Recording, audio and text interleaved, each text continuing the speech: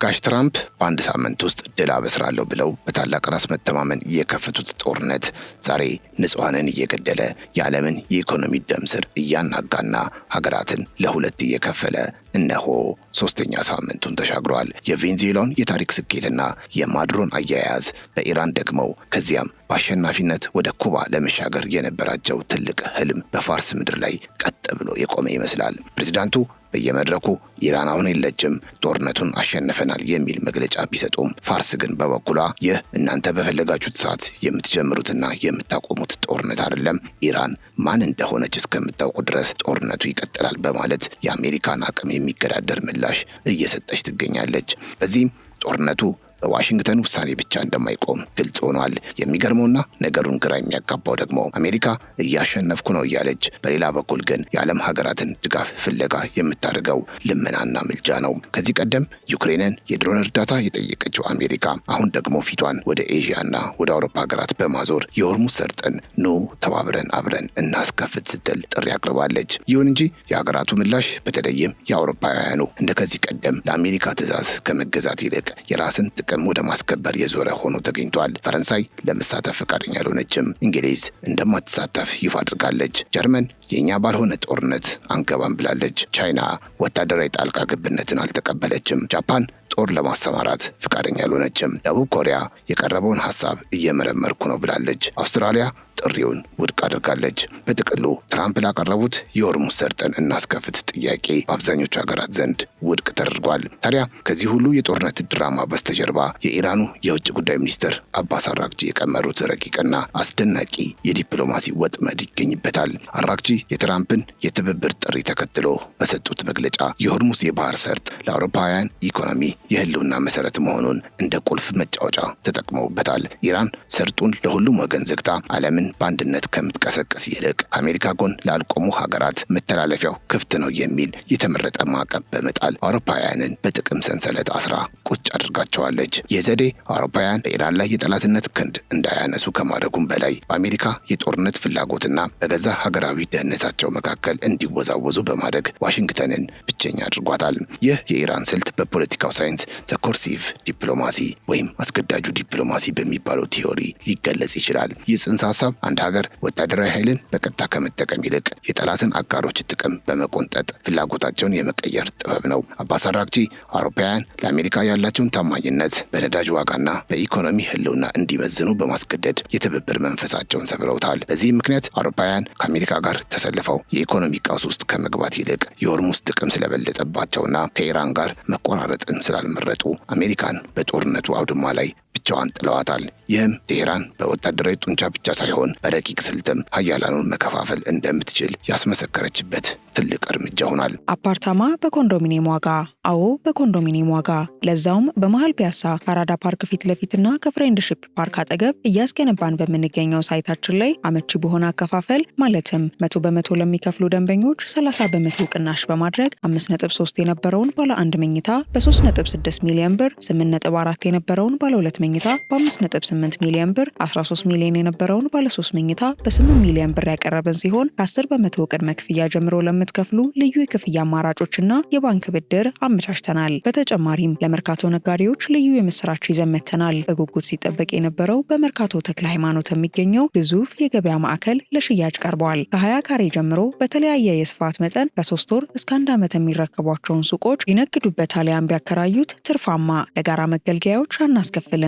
ሞላችን በቂ የሆነ ተሽከርካሪ ማቆሚያ ያለው ሲሆን በአራቱ ማዕዘን የተሟላ እይታ ያለው መሆኑም ልዩ ያደርገዋል። ፈጥነው ይመዝገቡ። በ0919 42 2374 አሊያም በ0980 75 06 06 ላይ ይደውሉ። ሜሪት ሪል ስቴት። ታዲያ ቴሌግራፍ ይዞት በወጣው ትንታኔ መሰረት ደግሞ ትራምፕ ይህ ጦርነት ከመጀመሩ በፊት እንዴት አቅልለው ይመለከቱት እንደነበር አስነብበዋል። የፕሬዚዳንት ትራምፕ ትልቁ ስህተት የመነጨው የኢራንን አቅምና ብሔራዊ ስሜት ካለመገንዘብ የመነጨ ፖለቲካዊ ንቀት እንደነበር አመላክቷል። ትራምፕ በቬንዙዌላ ምድር ኒኮላስ ማዱሮን በቁጥጥር ስር በመዋል ያስመዘገቡት ስኬት በፋርስ ግዛትም ላይ ያንን ዕድል በቀላሉ ለመድገም የሚያስችል ከፍተኛ ኩራት ውስጥ ጥሏቸዋል ይላል። ይህ የማይሸነፍነት ስሜት ፕሬዚዳንቱ ምን ያህል እንዳሳወራቸው የሚታወቀው ደግሞ ለዘመናት በአሜሪካ የደህንነት ተቋማት ዘንድ እንደ ወጥ መመሪያ የሚታዩትን የተለመዱ የስትራቴጂ ጥናቶችንና ጥንቃቄዎችን በሙሉ ገሸሽ አድርገው ወደ ጦርነቱ በመግባታቸው እንደሆነ ይገለጻል። ዘቴሌግራፍ ያሰፈረው የትንታኔ የሚያሳየን ፕሬዚዳንት ትራምፕ የጂኦፖለቲካውን ውስብስብ ሜዳ እንደ አንድ ተራ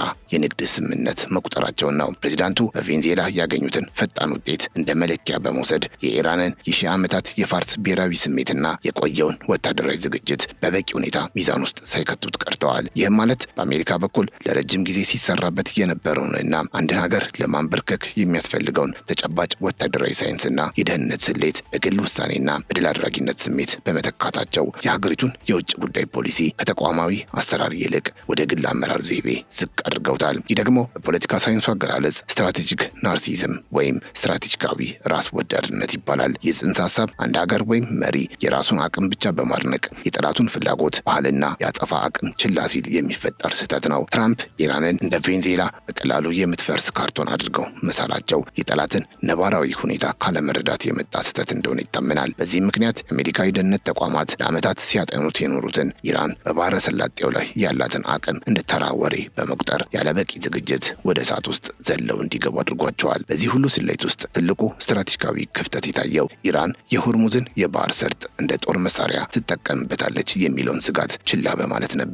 የወታደራዊ አመራሮች ይህ ወሳኝ የንግድ መስመር ከተዘጋ የዓለምን ኢኮኖሚ ሽባ ሊያደርግ እንደሚችል ደጋግሞ ቢያስጠነቅቁም በዋይት ሀውስ በኩል ግን ቴህራን ቶሎ እጅ ትሰጣለች የሚል የተሳሳተ ግምት ነግሶ ነበር። ይህ በባላጋራ አቅም ላይ የተመሰረተ የተዛባ አመለካከት ዛሬ አሜሪካ የሰርጡን በር ማስከፈት አቅቷትና የነዳጅ ዋጋ መናርን መቆጣጠር ተስኗት የቀድሞ አጋሮቿን ድጋፍ ወደ መለመን ደረጃ እንዲያወርዳት ምክንያት ሆኗል። ለዚህ መዘናጋት ዋነኛው ማሳያ ትራምፕ ጦርነቱን ከመጀመራቸው በፊት ከጀነራል ዳን ኬን ጋር ያደረጉት ምክክር ነው። ጀነራሉ ኢራን የአሜሪካን ጥቃት ለመመከት የሆርሙዝን ሰርጥ ልትዘጋ እንደምትችልና ይህም ለበርካታ አስርተ ዓመታት አሜሪካ ስትሰጋው የኖረ ትልቅ ብሔራዊ አደጋ መሆኑን አስረግጠው ቢነግሯቸውም በፕሬዚዳንቱ በኩል ግን የተሰጠው ምላሽ የንቀት ነበር። ትራምፕ ቴህራን እንዲህ አይነቱን ወሳኝ የንግድ መስመር ከመዝጋቷ በፊት እጅ ትሰጣለች፣ እስከዚያም አናደርሳትም በሚል የድፍረት ንግግር አሜሪካ በቀላሉ ቀጠናውን መልሳ እንደምትቆጣጠር በማሰብ የወታደራዊ ባለሙያውን ስጋት ውድቅ አድርገውት ነበር።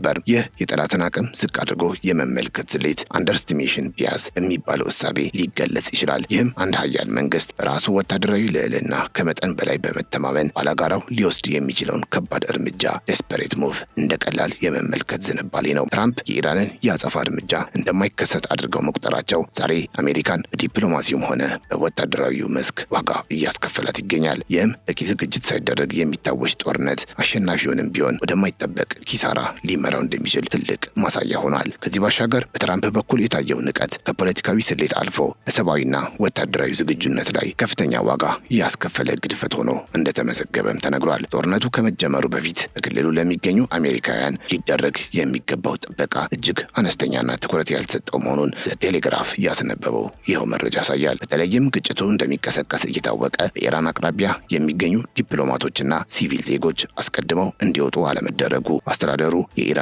የአጸፋ እርምጃ ምን ያህል አቅልሎ እንደተመለከተው ትልቅ ማሳያ ነው። ይህም በሺዎች የሚቆጠሩ ዜጎች ለበረራ ጥሪና ለደህንነት ስጋት እንዲጋለጡ አድርጓቸዋል። ከሲቪል ዜጎች ደህንነት ባሻገር በወታደራዊ ግንባር የታየው የዝግጅት ጉድለት ደግሞ ሌላው የሚነሳው ነጥብ ነው። በኩዌት የሚገኘው የአሜሪካ ጦር ሰፈር ለምድር ጥቃት ብቻ ታስቦ የተገነባ በመሆኑ ከላይ ለሚመጣ የድሮንና የሚሳኤል ጥቃት ምንም አይነት የመከላከያ ጣሪያ ወይም ኦቨርሄድ ከቨር አልነበረውም። ይህ የግንባታ ግድፈት ኢራን ለምትጠቀመው ዘመናዊ የድሮን ቴክኖሎጂ ወታደሮችን እንደ ኢላማ አጋልጦ ሰጥቷል። በዚህ ምክንያት በድንገት የተሰነዘረው የድሮን ጥቃት 6 የአሜሪካ ወታደሮችን ለሞት ሲዳርግ ከ30 በላይ የሚሆኑት ደግሞ ለከባድ የአካልና የአእምሮ ጉዳት እንዲጋለጡ አድርጓል። ይህ የወታደራዊና የሲቪል ሰራተኞች ደህንነት መዘንጋት ትራምፕ ጦርነቱን እንደ አንድ ፈጣንና ቀላል ጥቃት ከመመልከታቸው የመነጨ መሆኑን ዘገባው ይተነትናል። ጠላት በአየር ላይ ጥቃት ሊሰነዝር ይችላል የሚለውን መሰረታዊ ወታደራዊ ስጋት ችላ በማለት ወታደሮችን ጥበቃ በሌለው ድንኳን መሰል መጠለያ ውስጥ ማቆየት የትራምፕ አስተዳደር በሰው ሕይወት ላይ የፈጸመው ትልቅ ስህተት ተደርጎ ተወስዷል። ወደ አሜሪካ የሚመለሱት የሬሳ ሳጥኖችና በየሆስፒታሉ የሚሰቃዩት ወታደሮች የአንድ መሪ መዘናጋትና የጠላትን አቅም ዝቅ አድርጎ የመመልከት ውጤት ምን ያህል መራራ እንደሆነ ምስክር ሆኗል።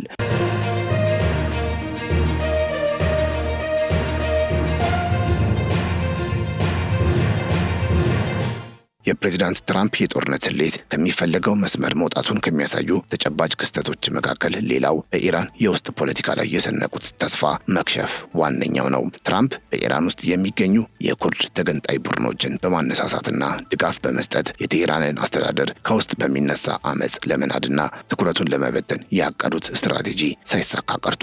ይህ የውስጥ ጥበብ ስርዓቱን ያዳክማል ተብሎ ቢታሰብም በተግባር ግን የኢራንን መንግስት የጸጥታ መዋቅር ይበልጥ እንዲነቃቃና ተቃውሞዎችን በኃይል እንዲደቁስ እድል ከመስጠቱ ባለፈ የአሜሪካን እቅድ አክሽፎታል። ይህ በኩርድ በኩል የተሞከረው ሙከራ መላሸቁ ብቻ ሳይሆን የኢራን መንግስት ለደረሰበት ጥቃት የሰጠው ምላሽ በትራምፕ ዘንድ ያልጠበቀ ነበር። ፕሬዚዳንቱ ከፍተኛው መሪ አያቶላ አሊ ኻሜኒ ሲገደሉ ስርዓቱ ይበተናል ብለው ቢያምኑም ኢራን ግን የሟቹን መሪ ልጅ ሙጅታባን ወደ ስልጣን በማምጣት የሽግግር ክፍተቱን ደፍናለች። ይህም ቴህራን ለትራምፕ ግፊት ከመንበርከክ ይልቅ በአዲሱና ይበልጥ ግትር በሆነው መሪዋ ስር ሆና የአሜሪካን ጥቃት ለመመከትና የውስጥ አንድነቷን ለማጠናከር መቻሏን ያሳያል ሲል ዘገባው ይገልጻል። ትራምፕ ጦርነቱን በኢራን የውስጥ ብሔርተኝነትና በተቃውሞ ኃይሎች አማካኝነት በአጭር ጊዜ ለመቋጨት የነበራቸው ተስፋ መና ሆኖ ቀርቷል። የኩርድ ተገንጣዮች አመፃ ለመከታተሉና የስልጣን ሽግግሩ ያለምንም እንክብል መከናወኑ አሜሪካ ስለ ኢራን የውስጥ ጥንካሬ የነበራት መረጃ ምን ያህል የተሳሳተ እንደነበር ያረጋግጣል ተብሏል። ይህ ሁኔታ ደግሞ ትራምፕን ከውጭ በቦምብ ከውስጥ በአመፅ የሚለው ቀመራቸው ሳይሰራ ቀርቶ ዛሬ ይበልጥ በጠነከረ የፋርስ ግድግዳ ፊት ለፊት እንዲቆሙ እንዳደረጋቸው ይታመናል። ታዲያ ይህ የአሜሪካ የስትራቴጂ ውድቀት በዋሽንግተንና በቴህራን መካከል ብቻ የተገደበ ሳይሆን የዓለም አቀፍ አጋሮቿን እምነት እስከ ማጣት የደረሰ ቀውስ ውስጥ ከቷታል። ቴሌግራፍ እንደዘገበው ትራምፕ በኢራን ድሮኖች ለሚጠቁት እንደ ባህሬን ላሉ የገልፍ አጋሮቻቸው አስቸኳይ ከለላ ለመስጠት ሲሉ በደቡብ ኮሪያ ተተክሎ የነበረውን ታድ የተሰኘ የላቀ የሚሳኤል መከላከያ ዘዴ እንዲነቀልና ወደ መካከለኛው ምስራቅ እንዲዛወር ትዕዛዝ አስተላልፈዋል። ይህ ውሳኔ በሲኦል ቤተ መንግስት ዘንድ ከፍተኛ ቁጣንና ተቃውሞን የቀሰቀሰ ሲሆን አሜሪካ ለገዛ ጥቅሟ ስትል የቆዩ ወዳጆቿን ለሰሜን ኮሪያ ስጋት አሳልፋ እየሰጠች መሆኑን አመላክቷል። ይህ ድርጊት አሜሪካ በአሁኑ ወቅት ያለችበትን የሀብትና የጦር መሳሪያ እጥረት ቁልጭ አድርጎ የሚያሳይ ነው። አንዱን ቀጠና ለመጠበቅ ሌላውን ቀጠና ለአደጋ ማጋለጥ ሮቢንግ ፒተር ቱ ፔይ ፖል የተሰኘው ይህ አካሄድ በትራምፕ አስተዳደር ዘንድ የታቀደ የተቀናጀ የጦርነት ስልት እንዳልነበር ማረጋገጫ ሆኗል። የገልፍ ሀገራት በአሜሪካ ድንገተኛ ጦርነት ምክንያት ለኢራን ሚሳኤሎች ኢላማ ሲሆኑ አሜሪካ ደግሞ እነሱን ለማረጋጋት ስትል በፓሲፊክ ውቅያኖስ ያለውን ስትራቴጂካዊ ሚዛን አዛብታለች። ይህም በደቡብ ኮሪያና በአሜሪካ መካከል ለዘመናት የቆየውን ወታደራዊ ትብብር የላሸቀና አጋር ሀገራት በዋሽንግተን ላይ ያላቸውን እምነት እንዲጠራጠሩ ያደረገ ክስተት ሆኗል። ይህ የተሃድ መከላከያ ዝውውር በትራምፕ አስተዳደር ውስጥ የታየውን የመደናገጥ ምልክት በግልጽ ያሳየ አጋጣሚ ተደርጎ ሊወሰድ ይችላል። ጦርነቱ ከመጀመሩ በፊት ሊከሰቱ የሚችሉ አደጋዎችን አስቀድሞ በመገመት በቂ የመከላከያ መሳሪያዎችን ከማዘጋጀት ይልቅ ችግሮች ሲከሰቱ ከቦታ ቦታ እየነቀሉ ለመሸፈን መሞከር አሜሪካን በዓለም መድረክ ላይ አቅመቢስ አስመስሏታል። ይህም አሜሪካ በአንድ ጊዜ በሁለት ግንባር ማለትም በመካከለኛው ምስራቅና በሩቅ ምስራቅ ያላትን ተሰሚነትና የጥበቃ አቅም ጥያቄ ውስጥ የከተተና የትራምፕን አሜሪካ ትቅደም አሜሪካ ፈርስት መርህ አጋሮቿን በመስዋዕትነት የሚያስከፍል መሆኑን ያረጋገጠ ሆኗል። ይህ መወዛወዝና በአጋሮች መካከል የተፈጠረው ጥርጣሬ ዋይት ሀውስ በወቅቱ ከነበረበት የአመራር ቀውስና ከተቋማዊ መከፋፈል የሚቀዳ ነው። አሜሪካ በፓሲፊክ ውቅያኖስ የነበራትን የጸጥታ ዋስትና ነቅላ ወደ መካከለኛው ምስራቅ ለመውሰድ መገደዷ በዋሽንግተን የውሳኔ ሰጪዎች ሰገነት ላይ ለተፈጠረው ስር የሰደደ ክፍተት እንደ ግልጽ ማሳያ ተደርጎ ይወሰዳል። ይህ አይነቱ ያልተቀናጀና አንዱን ቀዳዳ ለመድፈን ሌላውን የመክፈት አካሄድ አስተዳደሩ ጦርነቱን ከመጀመሩ በፊት ሊገጥሙት የሚችሉትን ተግዳሮቶች ሚዛናዊ በሆነ መንገድ ለመተንተን የሚያስችል የተቀናጀ እይታ እንደጎደሉ ያሳያል። ይህ የአመራር ዘይቤ ይበልጥ የሰረጸው ደግሞ ትራምፕ እንደ ልማዳቸው የባለሙያዎችን ምክር ከመስማት ይልቅ በዙሪያቸው የእሳቸውን ሀሳብ ብቻ የሚያስተጋቡ የስሜን የሚሉ የቅርብ አማካሪዎቻቸውን በማሰባሰባቸው ነው። እነዚህ አማካሪዎች የጦርነቱን መዘዝ በጥልቀት ከመመርመር ይልቅ የፕሬዝዳንቱን ፍላጎት ለማርካት ብቻ የቆሙ በመሆናቸው አሜሪካን ወደማይወጣ ቀውስ ውስጥ እንድትገባ አድርገዋታል። ጥያቄ የሚያነሱ አንጋፋ የስለላ መኮንኖችንና ተንታኞችን ወደ ጎን በመግፋት ትራምፕ ለሳምንታት የሚቆይ ከባድ ጦርነት ሳይሆን በጥቂት ቀናት የሚጠናቀቅ አጭር ጉዞ እንደሆነ ለራሱ ነግሮ አምኗል ይላል ዘገባው። ለዚህ እንደ ማሳያ ፕሬዚዳንቱ እንደ ልማዳቸው የራሳቸውን ልዩ ቡድን በመመስረትና ተቋማዊ አሰራርን ወደ ጎን በመግፋት በዋይት ሀውስ ውስጥ የስልጣን ሽግሽግ ያደረጉበት አጋጣሚ ይጠቀሳል። በዚህ ምክትል ፕሬዚዳንቱ ጄዲ ቫንስ ከዋናው የጦርነት ውሳኔ ሰጪ ቡድን ተገለው ቢቲም ተብሎ ወደ ተሰየመውና ተሰሚነት የሌለው ስብስብ እንዲወርዱ ተደርገዋል። ይህ መገለል የመጣው ቫንስ ከመጀመሪያውኑ ጦርነቱን በመቃወማቸውና የአሜሪካን ማለቂያ የሌለው ጦርነት ውስጥ የመግባት አባዜ በመተቸታቸው እንደሆነ በቴሌግራፍ ዘገባ ላይ ተመላክቷል። የጄዲ ቫንስ ወደ ቢቲም መውረድ ትራምፕ በዙሪያቸው የሚፈልጉት የእሳቸውን ሀሳብ ብቻ የሚደግፉ ሰዎችን መሆኑን ያረጋገጠ ክስተት ሆኗል። ምክትል ፕሬዚዳንቱ በውሳኔ አሰጣጡ ላይ እንዳይሳተፉ መደረጋቸው በጦርነቱ ላይ ሊነሱ የሚችሉ ተገቢ ጥያቄዎችና አማራጭ የሰላም መንገዶች እንዲታፈኑ አድርጓል። ይህ ደግሞ አስተዳደሩ አንድ ወገን ብቻ የሚመራና ከውስጥ ለሚነሱ ትችቶች ጆሮ የማይሰጥ እንዲሆን በማድረግ አሜሪካን ይበልጥ አደገኛ ወደሆነ ዲፕሎማሲያዊና ወታደራዊ አዘቅት ውስጥ እንድትገባ እየገፋፋት ይገኛል። በአጠቃላይ ሲታይ ፕሬዚዳንት ትራምፕ በኢራን ላይ የከፈቱት ጦርነት አሜሪካ ላለፉት 10 ዓመታት በዓለም አቀፍ መድረክ የገነባቸውን ስትራቴጂካዊ ተሰሚነት ትልቅ ፈተና ላይ የጣለ ክስተት ሆኗል። ጦርነቱ በአጭር ጊዜ ውስጥ በድል ይጠናቀቃል ተብሎ ቢታቀድም በተግባር ግን የታየው ዋሽንግተን በጠላት አቅም ላይ በነበራት የተዛባ ግምት ምክንያት ራሷን ያልታሰበ አጣብቂኝ ውስጥ ስትከት ነው። ትራምፕ የቬንዙዌላን ስኬት እንደ ዓለም አቀፍ መለኪያ በመውሰድ የኢራንን ነባራዊ ሁኔታና ወታደራዊ ዝግጁነት በበቂ ሁኔታ አለመገምገማቸው አሜሪካን ካልታሰበ የኢኮኖሚ ቀውስና የሰው ሕይወት መስዋዕትነት ጋር አጋፍጧታል። ይህ ሁኔታ የሚያሳየው ውስብስብ የሆኑ የጂኦፖለቲካ ግጭቶችን በተቋማዊ ጥናት ከመመራት ይልቅ በአጭር ጊዜ ውጤት ብቻ ተመስርቶ ለመወሰን መሞከር መጨረሻው ዲፕሎማሲያዊ ብቸኝነትና ስትራቴጂካዊ መዋዠቅ መሆኑን ነው። በሌላ በኩል ኢራን ያሳየችው አጸፋዊ እርምጃ የዘመናችንን የጦርነት መልክ የቀየረ ረቂቅ ስልት የታየበት ነው ተብሏል። ቴህራን የሆርሙዝን የባህር ሰርጥ እንደ ፖለቲካዊ መጫወቻ በመጠቀም አውሮፓውያንንና ሌሎች አጋር ሀገራትን ከአሜሪካ ጎን እንዳይቆሙ ማድረጓ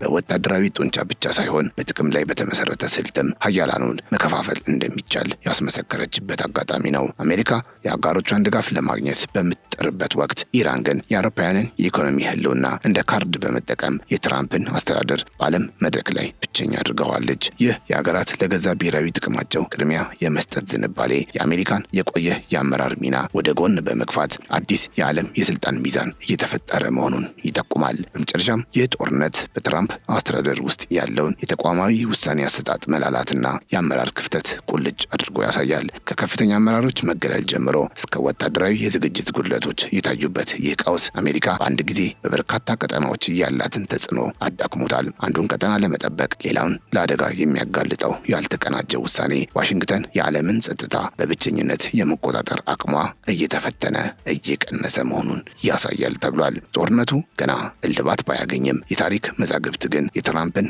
የኢራን ዘመቻ እንደ አንድ ግዙፍ የፖሊሲ ስህተትና የዓለም አቀፍ ስትራቴጂካዊ መዛባት ምልክት አድርገው እንደሚመዘግቡት ግን ይጠበቃል። ለዛሬ የነበረን ልዩ ጥንቅር ይህንን ይመስል ነበር። አብራችሁን ስለነበራችሁ እጅግ እናመሰግናለን። እያላችሁበት ሰላም። አፓርታማ በኮንዶሚኒየም ዋጋ።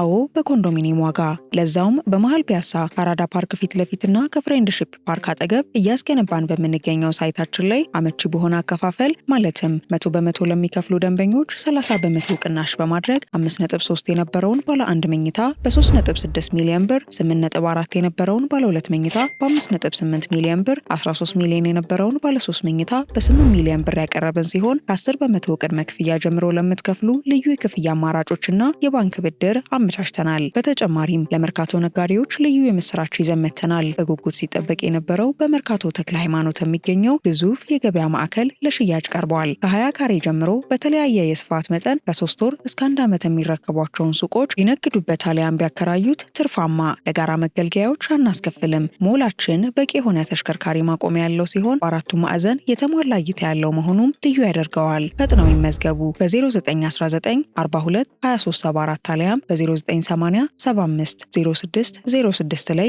ይደውሉ። ሜሪት ሪል ስቴት